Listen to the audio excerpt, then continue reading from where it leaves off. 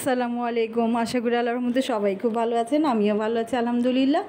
কাছেও দূরে দেশ ও দেশের বাইরে আমার সকল ভিউয়ার্স ভাই আপুদের জানা আন্তরিক শুভেচ্ছা, ভালোবাসা, অভিনন্দন। এই তো আজকের ভিডিওটা সকাল থেকে শুরু করে দিলাম। আজকেও আমি সুপি নুডলস রান্না করতেছি।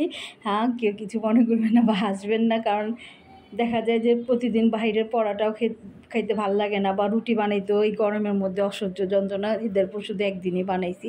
গরমে আসলে আমি এই রুটিটা বানাইতে পারি না, আমার কাছে খুব ক্লান্ত লাগে এই কারণে। আর সুপি নুডলসটা তো বললাম না, আমার ঘরের সবাই খুব পছন্দ করে খায়, আপনাদের ভাইয়া বলেন, আমি বলি। তারপর আমার দুই ছেলে এভাবে সকালে সকালে সুপি নুডলস রান্না করে দিলে ওরা খাইতে পছন্দ করে। কিন্তু আবার যদি শুকনো রান্না করে দিব তখন আবার খাইতে যাবো না, বলবো যে না, কেমন যেন একটা মাতলা মাতলা লাগে। এই কারণে সুপিটাই না রান্না করি। আর আমি সুপি নুডলসটা এভাবেই রান্না করি, একটু পেঁয়াজ দেওয়ার মধ্যে ডিমটা দিয়ে ভালোভাবে কষায়, তারপরে হইলো গিয়া নুডলসটা দিয়া একটু হলুদ না, মরিচের গুঁড়া দিই, আর হইলো গিয়া সস দিই।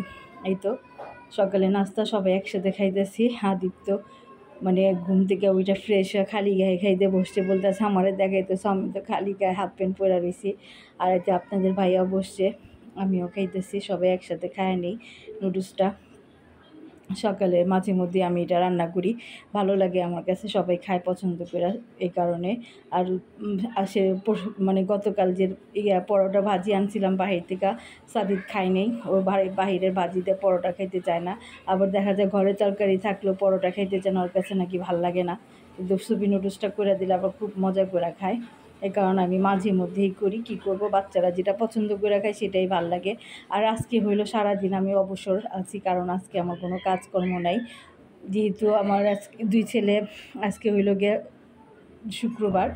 শুক্রবারের ভিডিওটা আমি আজকে দিলাম। আজকে আমার দুইটা দাওয়াত আছে, দুটোতে ছেলেরা যাবো, দুপুরে গেছে সাদি দাদি ফারিয়া একটা দাওয়াতে, এটা আমার এলাকায়। আর রাত্রেরটা যাবে আপনাদের ভাইয়া আদিব আর সাদিদ, ওইটা হইলো গিয়ে আজিমপুর পারহার বলে, ওরা রাত্রে যাবে। আর আমার হইলো ননদের বাসায় দাওয়াত রাত্রেবেলা। তো আমার ননদ বলছে যেহেতু দুইজন থাকবে না, তুমি তাড়াতাড়ি এসো।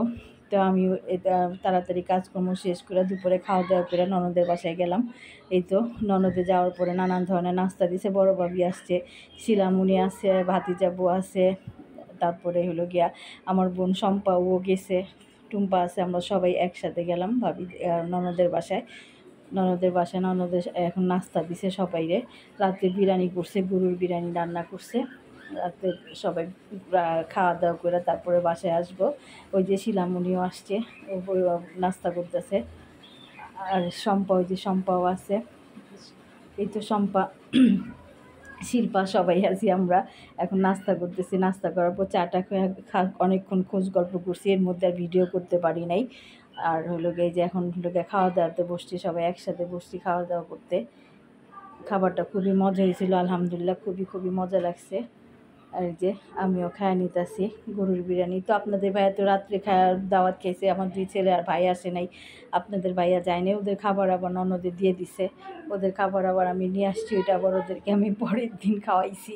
কি করব, যেহেতু রাত্রে খাবার খায় আসছে, দাওয়াত খায় আসছে। আর এই যে ভাবিও খাইতেছে, আমরা হইলাম গিয়ে দুই জাল, তারপর টুম্পা ভাতিজি সবাই একসাথে বসে খাইতেছি। আর আপনাদের ভাইয়াদের জন্য দিয়ে দিছিল, ওইটা আবার আমি নিয়ে আসছি। এই যে দুই ছেলে আর হইলো গিয়া আপনাদের ভাইয়া খায়া নিতেছে, মানে সেদিন খাইনি, এটা অবশ্য পরের দিন খাইছে, তাই আমি আবার আপনাদের জন্য একটু ভিডিও করে রাখছি। মানে ওর বোন ওদের জন্য দিয়ে দিছে, ফুপু ওদের জন্য দিয়ে দিছে, ওরা না দাওয়াত খাইছে, এই কারণে ওদেরটা উঠাইয়া দিছে, আমি আবার রেখা দিছি ফ্রিজে, এখন গরম করে দিলাম। তো আজকের ভিডিওটা এই পর্যন্তই, বেশি বড় করলাম না। সবাই আমাদের জন্য দোয়া করবেন। আসসালামু আলাইকুম, আল্লাহ হাফেজ।